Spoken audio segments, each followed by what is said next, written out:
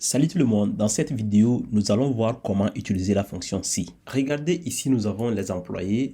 Ici, le nombre d'années que ces employés ont passé dans la compagnie. Et nous voulons savoir si l'employé est un ancien employé ou un nouveau employé. Et nous considérons qu'un employé est considéré comme ancien s'il a déjà passé plus de 5 ans dans la compagnie. Ici, nous allons utiliser la fonction si pour le faire. On va faire tout simplement égal. On met si suivi de parenthèses. Ensuite, nous allons sélectionner le nombre d'années pour le premier employé. Donc, c'est 5 qui doit être supérieur à 5.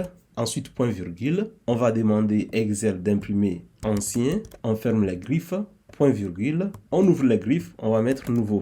On ferme les griffes et les parenthèses. On va s'y rappeler que la fonction si retourne une valeur si une condition est vraie et une autre valeur si la condition est fausse. C'est-à-dire, si le nombre d'années passées par l'employé dans la compagnie est supérieur à 5, Excel va nous renvoyer ancien. Dans le cas contraire, on va recevoir nouveau. Faisons entrer. Vous allez voir qu'on va obtenir nouveau parce que le nombre d'années passées par l'employé A n'est pas supérieur à 5. En tirant la poignée de recopie vers le bas, on peut avoir la valeur pour les autres employés. Donc, nous allons remarquer que c'est l'employé B et l'employé F sont considérés comme des anciens employés parce que tout simplement, ils ont passé plus de 5 ans dans la compagnie. Donc, c'est tout pour la fonction si. Avez-vous compris ce que j'ai expliqué? Dites-moi dans les commentaires. Et dites-moi si vous voulez que je fasse des vidéos sur certains sujets. Vous pouvez mettre ça en commentaire. Merci.